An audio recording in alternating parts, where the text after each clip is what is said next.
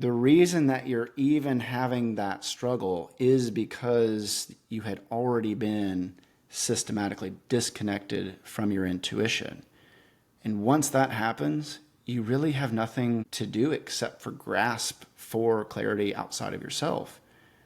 But every time you grasp for it, it might be something that's not good for you, something evil, something that's leading you away from God.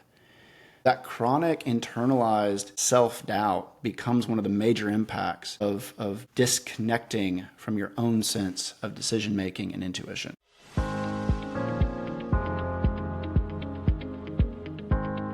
Welcome to the Shadow Mike podcast and YouTube channel, which aims to provide you with language, tools, and guidance in your journey towards personal and relational wholeness. We'll discuss topics ranging from psychology, spirituality, leadership, sexuality, and more. My name is Michael, and I will be your guide for stimulating musings and host for insightful interviews with thought leaders, practitioners, and experts who have a thing or two to share about living an integrated and meaning-making life. Whether you're looking to deepen your connection with your interior world, overcome challenges in your relationships, or expand your psychosomatic horizons with fresh perspectives and paradigms, the Shadow Mike podcast and YouTube channel offers a safe, playful, yet challenging space for dialogue and introspection. It is all a gift, so let's go enjoy it together. Welcome back to the Shadow Mike podcast and YouTube channel. I am really excited to talk about this issue around decision making and why it is so difficult for those of us who've grown up in the common Christian myth and in an atmosphere that systematically disconnected us from our intuition, from our own knowledge and wisdom, and taught us to look outside of ourselves for confirmation, for guidance, and in many cases taught us to look outside of ourselves for how we should act, how we should be, what decisions we should make, sometimes big and other times very small and insignificant, because there was this belief that even the small decisions could have these massive impacts for the world, and that was ultimately the purpose. When I was a senior in college, I had the opportunity to go with a number of friends to Mardi Gras. And I remember feeling this rising desire. I wanted to experience this. I was a senior in college and had really not done much adventurous stuff. I had gone on a number of mission trips, in fact, a couple of summers, like full summers in Honduras, which were really adventurous, but they had this kind of purpose-drivenness to them, right? Like there was a reason. One of them was even, I got credit for it for my college course. But Mardi Gras had no purpose. Mardi Gras, from that perspective, it only had the purpose of enjoyment and experiencing something I never had experienced. And it had the purpose of being with friends. But the way I was taught to make decisions was essentially by way of evaluating a decision based on what it will provide for God's desires, right? Like for the kingdom. And that certainly couldn't involve decisions that I made for the purpose of connecting with just my friends. Or it certainly couldn't be doing something like going to Mardi Gras where there was going to be, sin and temptation all around me. So I didn't go. And I remember staying at home at my mom's and settling into this kind of hyper-spiritual space instead. That was kind of like, I look back on that and it really makes me sad because I did that so many times throughout my life. But this was one of those big ones where I decided I'm not going to do something that's fun. I have to stay and I have to go inward. I have to be with God. It was this sense that the anxiety of not doing that was too much. So this word decision actually comes from the Latin decisio, which means to cut away from, right? So like incision is like to cut in, decision is to cut away, to cut away from whatever that thing is. And it's ironic because to make a decision, to just make a decision underneath the umbrella of the common Christian myth for me was associated with cutting away from God. I couldn't make a decision because that would be like taking control of my life. And that was God's work, right? God was in control of my life. So I want you to sit with that. Like, decisions, do they create anxiety? Do decisions feel like an opportunity? Where do you find tension in decision making? Maybe there are some areas of life where you feel free to make decisions, but then other areas where it feels like, wow, you're just paralyzed with what to do. Notice if there is a voice that's telling you that you should find kind of the right way, or that there is so many wrong ways and you've got to discern which one's the right one. Decision making, is it something that connects you back to yourself, or is decision making something that inherently cuts you away from connection, and therefore you can't make decisions? Okay, so let's talk about how the common Christian myth has systematically disconnected you from desire, from your intuition. So I'm going to just start with this assumption. And I think, if you search your heart, as Obi-Wan would say to Luke, search your heart, search your feelings.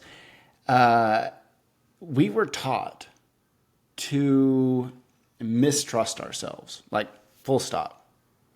You have to mistrust yourself in order to be obedient. Obedience requires you to not think too highly of yourself, or to think too highly of what you want, or to take it too seriously. The verse that comes to my mind probably first is Proverbs 3. Trust in the Lord with all your heart and lean not on your own understanding. You can look at that verse positively and say, trust in the divine, and don't lean on your understanding around fear, or your understanding of like what is limited, like your limiting beliefs, right? Like, trust in the abundance of the universe, and don't lean on this kind of very small and scarcity oriented understanding. But that's not how it got communicated. How it got communicated was trust in the Lord, which is outside of you, and don't lean on yourself, on your own understanding, which at the time that I was growing up, my own understanding was likely just what I wanted. It was what I desired. And so I learned to not lean on my desires or what I wanted. And then I had to search for some kind of divine voice that would reflect back to me what was a higher form of knowledge and wisdom and action.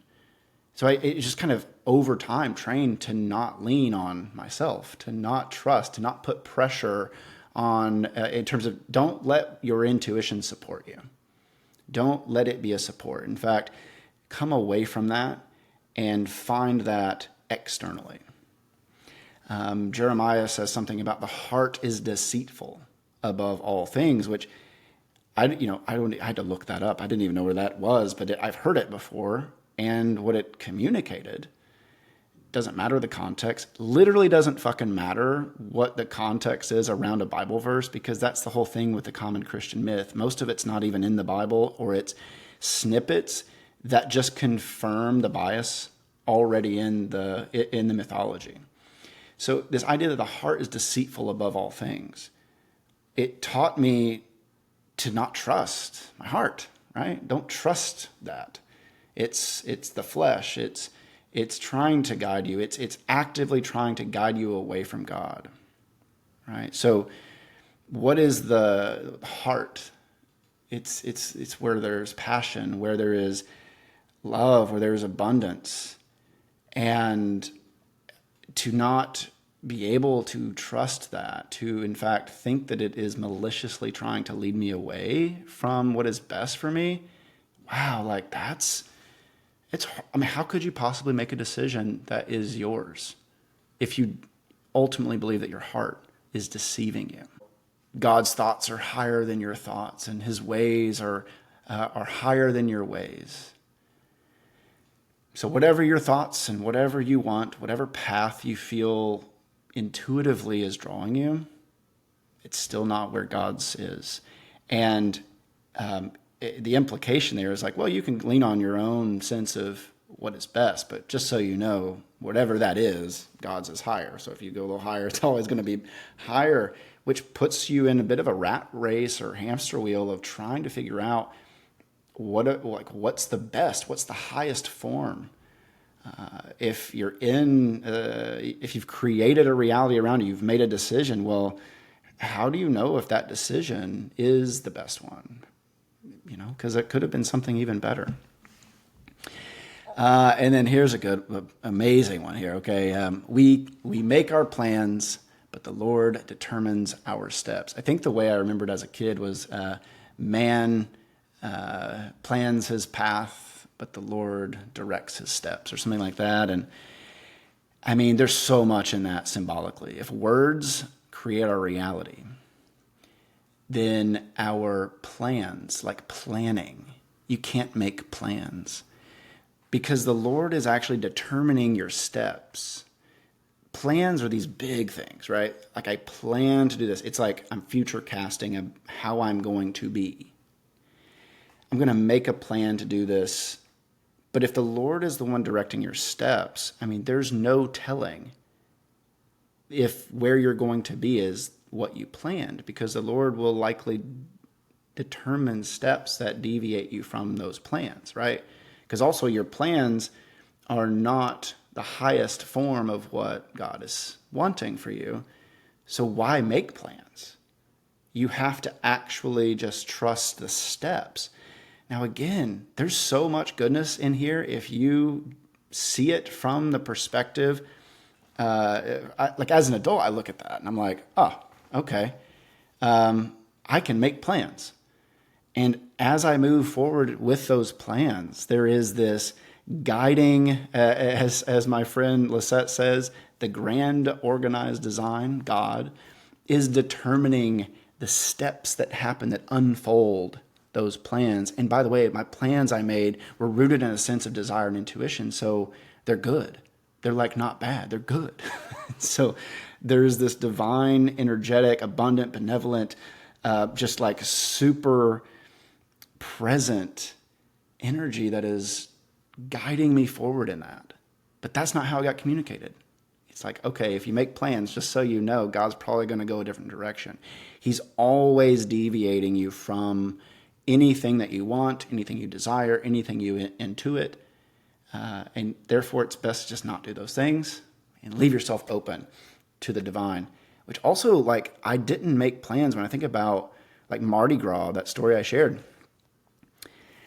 I didn't want to make plans because it felt like it limited God.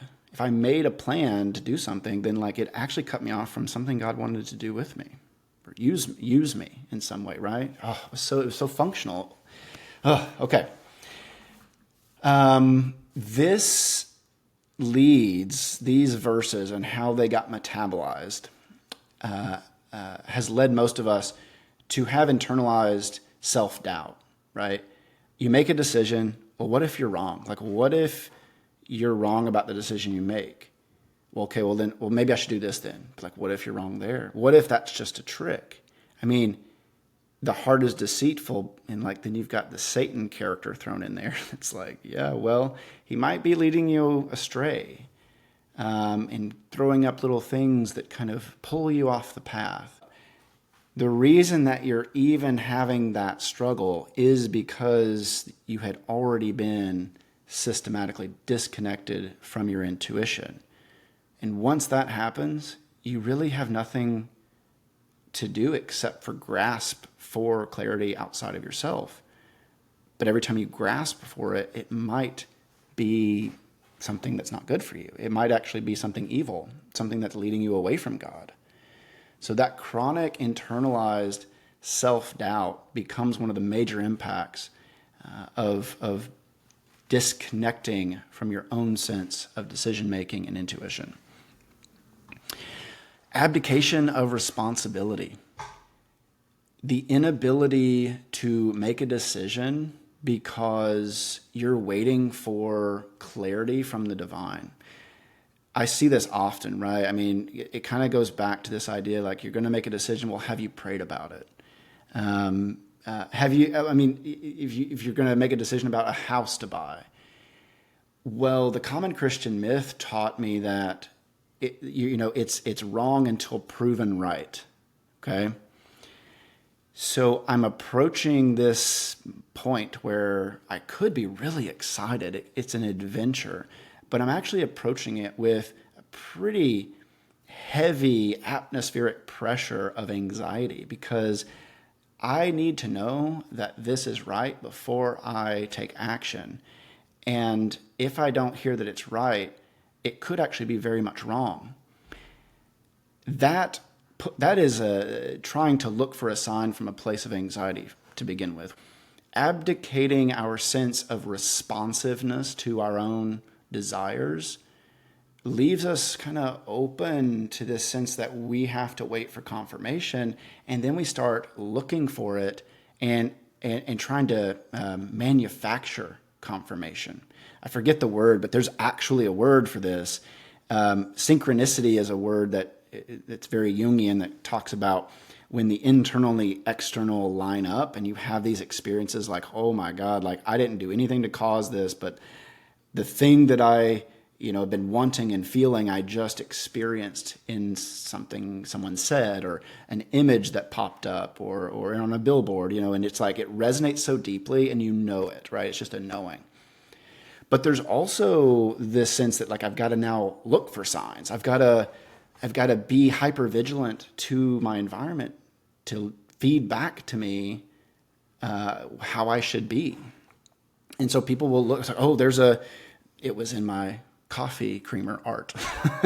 My latte art was a tree, and I'm going to move to Oregon. Well, you should move to Oregon anyway, because Oregon is the best state. That's just intuitively true. It's objective.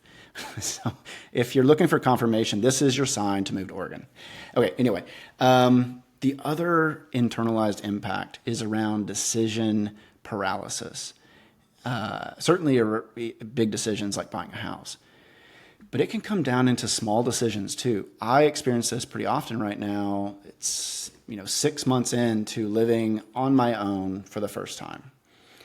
There are many days when I have a lot of spaciousness. I have hours where I don't have a client call, and I don't have the kids. No one is requiring anything of me. There's no external stimulus saying, hey, Michael, you got to do this. Those are some of the hardest days, because I have been working for more of my life under the sense that I have to have confirmation, clarity before I act.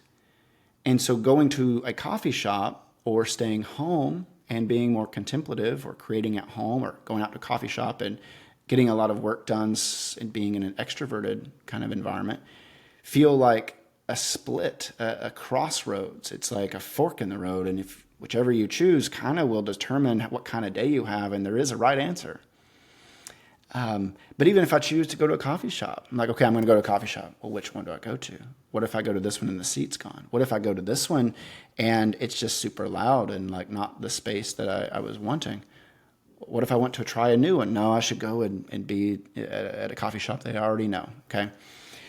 Decision paralysis is massive, because it's essentially a result of paralyzing your decision-making function. And so as an adult, you're just trying to make these small decisions. Well, you were trained that even the small decisions were massive. And though you might not believe like God has a specific will for which coffee shop you go to, now that is in the unconscious, and it still guides and deactivates your ability to move forward, because it's the filtration system of knowing your intuition and taking action on it.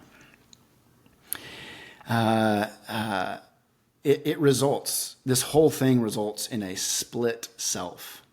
There becomes a war between the conscious mind and the unconscious mind. The conscious mind has something it wants, but the unconscious mind wants to keep you safe, and to make you right about what you believe at the deepest level. And if what you believe at the deepest level is that you can't trust yourself, then if you want to do something consciously, your unconscious mind is going to dig its heels in and not let you move forward, or at least constantly question and cast doubt on the decision you make, because it ultimately is not in alignment with what you truly believe at that unconscious level. So this is where we've already kind of talked about this, but God becomes the inner critic. The divine, Freud would call this the superego, right? It is the internalized collective message. It's kind of what I mean by the common Christian myth. The common Christian myth is the conscious, if you want to put it in Jungian terms, it's the conscious beliefs that is held by the collective. But those things are not stated, they are felt, they are internalized. And then they become the voice that filters, that critiques, or even questions what you do and how you live. That God voice is an internalized authority figure. And let's just sit with that for a second. That word authority, you've got the word author in it, right? There's something in you that is not aligned with what you want, what you desire. And so that becomes the thing in your unconscious that writes your life, that authors your life. If your unconscious believes that by making a decision, you are putting yourself in an unsafe place with God, with the universe, whatever, then you won't make decisions simply because you're afraid of being hurt. It's not safe to make decisions. You may also abdicate decision making to a boss, to an organization that tells you how you should be. This is one way of understanding the MAGA cult, is you don't have to know, which is really good because you were never taught to know. So now you can project all of that knowledge, all of the critical thinking onto an external image, i.e. Trump, and that image will tell you what you should do and how you should be. That's an exaggerated example, but that's how people get to that state, is the authorship of your life becomes something outside of you, something that is disconnected or minimally misaligned with what you want and what you need. This also leads to spiritual bypassing. If you want to read more about spiritual bypassing, Connie Zweig's book, Meeting the Shadow on the Spiritual Path, is an excellent book to understand that concept a bit more. But spiritual bypassing when it comes to decision making looks like constantly scanning for a sign. Constantly scanning for God to show up in the sand, in the latte art. And when you're in that state, whether you know it or not, you're not in a place of openness. You're not in a place of even being able to receive. Neurologically, you're in your amygdala. Your limbic system is activated for fight, flight, freeze, or fawn. Okay? And those actions that come out of the fear response are not able to hear intuition, to take authentic action or make decisions that align with the soul. That framework or that mindset is one that's based on survival. And so if you're trying to make decisions that lead towards the life you want, towards abundance, but you're always in a survival state because that's triggered by the decision making, then life will always be about surviving. You will just continue to create survivor situations that not only look for crisis, but create it. You create crisis because crisis is actually the prerequisite for divine revelation. You have to have crisis in order for there to be a sense of clarity on how to move forward. Like, think about that. Like, where in your life have you found yourself needing a cathartic or big experience in order to push through a barrier? This can come out. I've had a number of clients, and I've experienced this myself, where I'm trying to push through a barrier to connect with myself, to connect with God, to connect with the divine. And in order to have that connection, I actually have to create such a problem that it forces some kind of watershed moment. That has been impactful for me in my life, early on. But it's really disruptive as an adult. If I always need a big moment of salvation, I'm saved from this old belief, I'm saved from doing this thing that's not serving me again, then I'm always going to need crisis in order to grow. But you don't. Like, you can move towards growth the same way that you move towards higher elevation on a hike. You don't have to move towards higher elevation by doing like some kind of massive leap and grabbing onto a cliff's edge with one hand. It's like, okay, well, I'm just fucking going. No, like, it can be gradual. It can be enjoyable even. It doesn't actually have to be big and massive and epic. It can just be normal. So also part of the spiritual bypassing connects with repressing our desire under the guise of obedience. If you have a desire, it can lead you to be disobedient. And so obedience might look like cutting off desire, right? Because God really will give you the greatest desires, the desires of your heart. What is that? Jeremiah 29:11. Oh, I know the plans. There you go. I know the plans I have for you. Okay, just put a period after that. I know the plans I have for you. Think about that. Implicit in that statement and how it's communicated in the common Christian myth is you don't know. I know, but you don't know. And those plans that I have are the ones to prosper you, to give you a future, to give you a hope. And therefore, your plans are likely not going to do that. Wow. So if you have a desire, well, how do you know that's from God? It's best to just kind of repress that and move towards blind obedience to the external locus of decision-making and intuition so that you get that life that you want. And last, the spiritual bypassing. I think I mentioned this with my decision to not go to Mardi Gras, but avoiding making plans in order to be open to God, right? Which is so restrictive, ironically.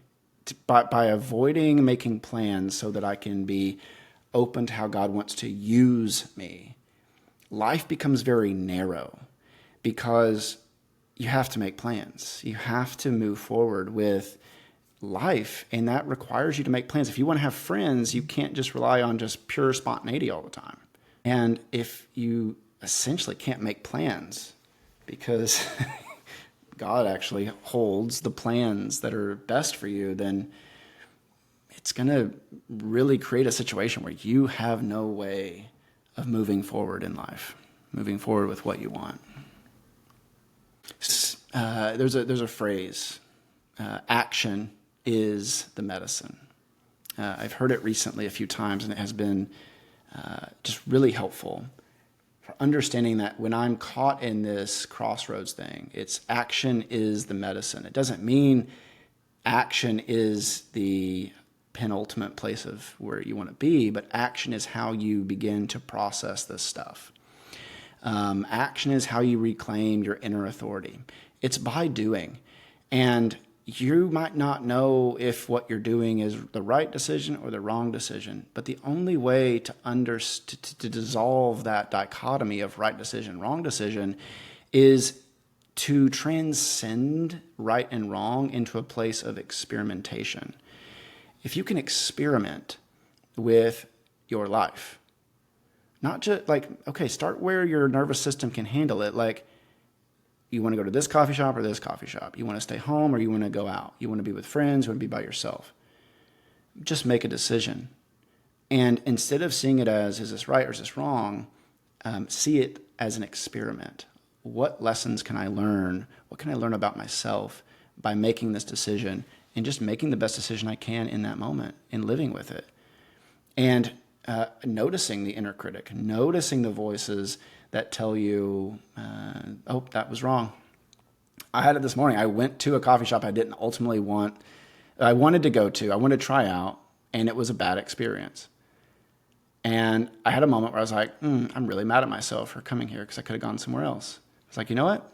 Now I know. It's a lesson. I learned I don't want to go back there. I want to go other places. But it's not going to deter me from going to new coffee shops. It just informs me that I don't want to go back to that one. Okay?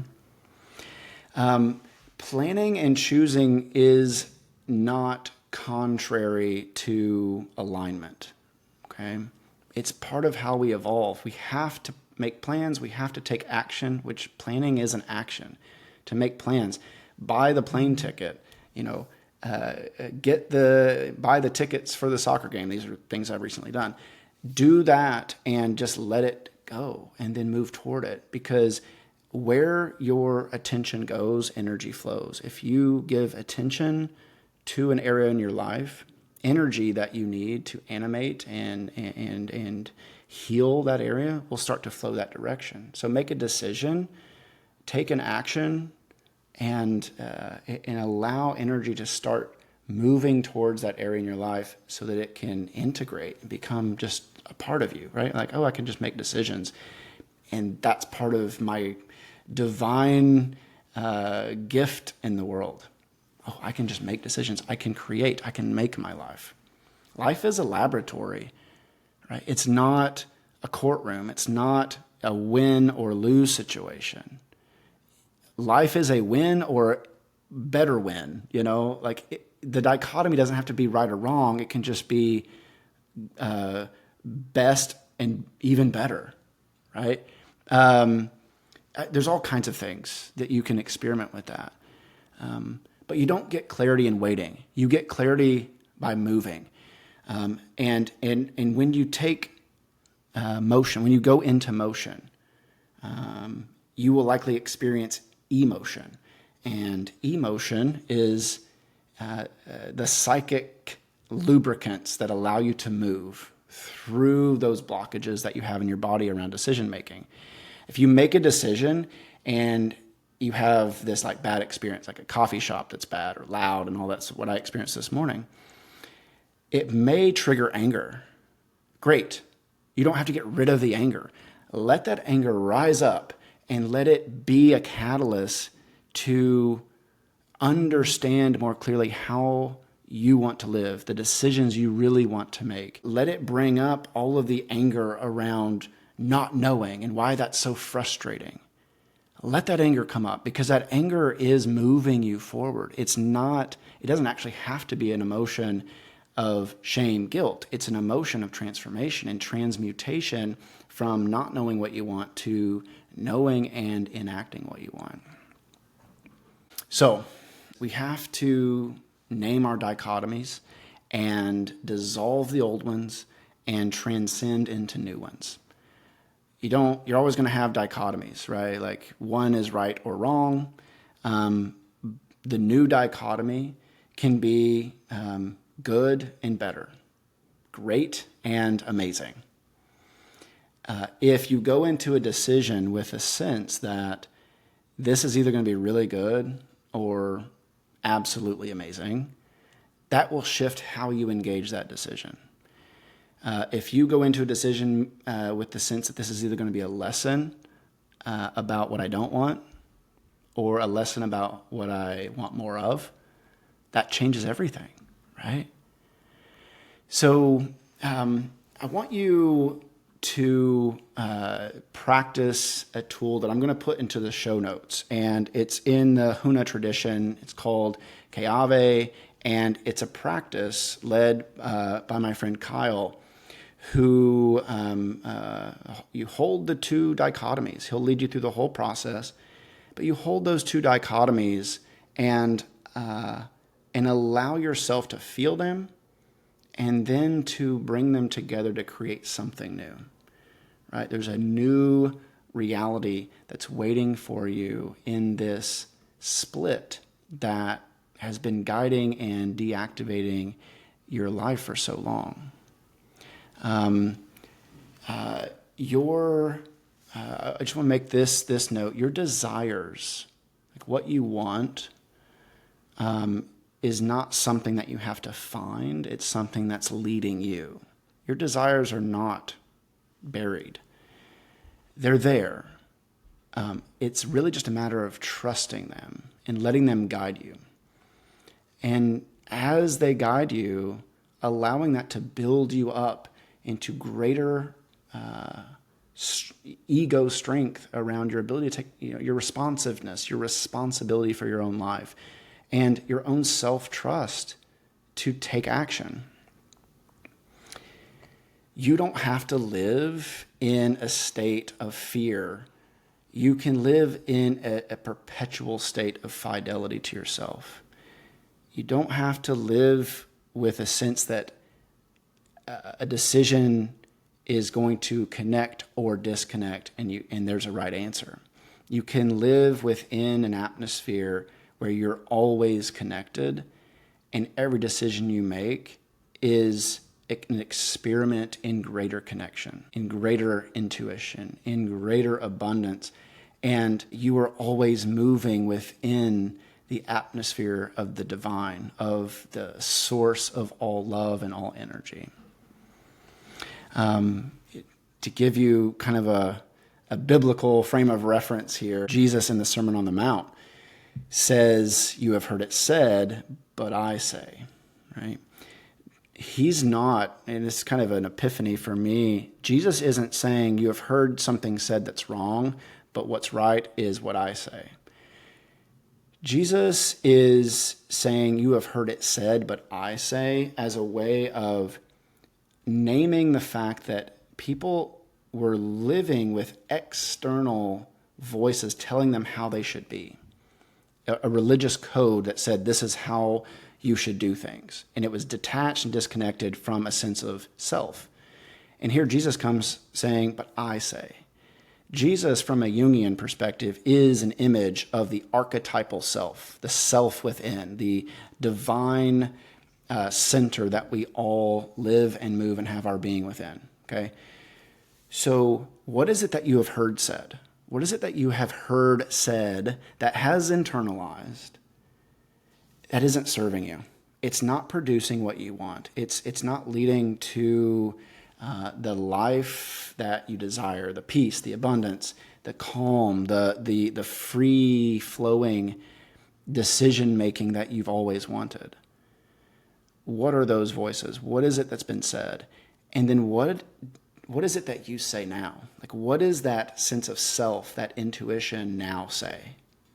You might even want to write those out. Like, I have heard it said, do not lean on your own understanding. But I say unto you, I say, my understanding is good. My understanding is incomplete. But I can know what it is I want and move towards what I want. So practice that. List those out. I will put the Keawe practice in the show notes. Go there and sit with that. Just let it be a meditative space. Don't try to understand it. Don't try to understand the process. Allow yourself to be in process of holding dichotomies and watching as they dissolve into much better dichotomies. Enjoy this and enjoy making decisions for yourself and trusting your own intuition and leaning into what you know to be true at the deepest level. Hi, Michael here. Hey, seriously, thank you for listening and engaging the Shadow Mike podcast and YouTube channel. I trust today's episode gave you something to reflect on or illuminated a new trailhead to your hidden life. If this episode resonated with you, you can subscribe, leave a comment or review, and share it with your people. This really helps spread the word and boosts our digital presence. Remember, growth isn't a straight line, and we're all figuring it out as we go. I'm grateful to be in this unfolding and excavating work with you. Until next time, be yourself. You've got a good self. And remember, it is all a gift.